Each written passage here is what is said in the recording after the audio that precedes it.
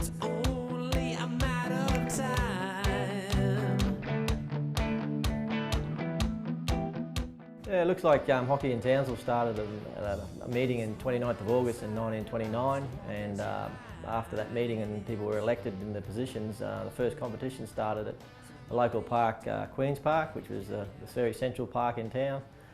Later moved to Corcoran Park, where some army teams played on the town common, and then after post-war it moved to Kutheringa Park, where it was there for about 25 to 30 years. Yeah, it appears that the women started first in Townsville, and then in the mid-30s several men's teams formed. They included the Railways, Pirates, Commercials, Falcons, the RAA and the Battalion 31, which continued for many years, and then clubs have involved from these teams later in the history of Townsville. The 1960s was a very successful time in Townsville.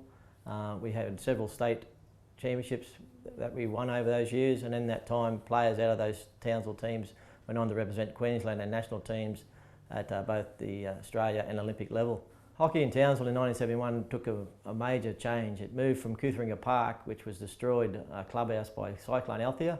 That was on Christmas Eve 1971, and we moved out to Endeavour Park, which was a joint venture between Townsville Hockey and Townsville Cricket, which was the Endeavour Park Trust. That was Ian Millett's idea, as he worked for Lord Vestey, who owned the meatworks across the road, and instead of giving council small parcels of land as part of the development, he decided he'd give a large parcel of land, so not only hockey but all the sports could be in one spot, so everyone could play sport at one particular place in Townsville, so that you didn't have to travel everywhere over the town. Mid-80s we were working on getting a synthetic service, being a joint tenant with cricket, and they're having their number one pitch and us having their number one field in the same position. Someone needed to move so that we can both grow. So there was a parcel of land across the road that was still vacant, so we moved over there and developed our first synthetic surface. In 1988 we only had one sand surface. We played some grass fields across the road still. Cricket allowed us to do that until we actually built our own fields here. So many working bees were done, and back in the days that's how things were done in sport. You got in and helped everyone, and most weekends we were either sprigging fields or painting walls or doing things to get hockey on a shoestring to where it is today. 1993 was a very prestigious year for Townsville. We were, with Cairns, allowed to enter the National Hockey League. So obviously the sandpit lasted till about 1996, when part of the Barras were in the National League and they were deemed that sand-based surfaces weren't part of national hockey. So it was either a choice of upgrading or not playing National League. We'd get crowds in Townsville and Cairns in the vicinity of 3,000 to 4,000 for a home game. And the atmosphere was electric.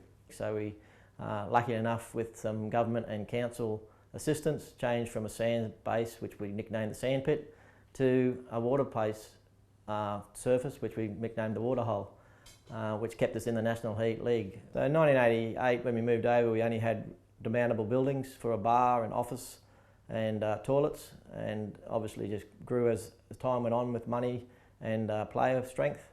And about 1990 we put plans ahead for a clubhouse as it stands today.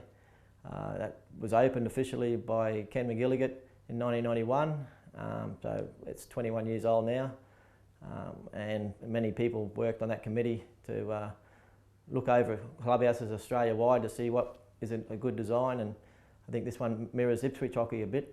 In 2004 we decided we'd go to a second service. There was grants around, and at that stage we did it in two stages. We put the lights up and just used it as a lit grass field until the next stage in about 2007, when Townsville City Council decided to upgrade this whole area with a $20 million project around the whole Murray Sporting Complex. And our part of it was about a $1.5 million upgrade, which finished the surface of number, which we call the Billabong, and resurfaced the water hole, so both surfaces are at the same standard in 2008 for the longevity of the hockey. We included a caretaker's residence in 2010-11 just to stop any vandalism or have an on-site presence and to get some costs down for security. And he helps out with many tasks around the place, which it all helps to to the nth degree. Townsville's got a population of about 200,000 and it's a garrison city, so it's very heavily loaded with RAF and Laverack and Army personnel.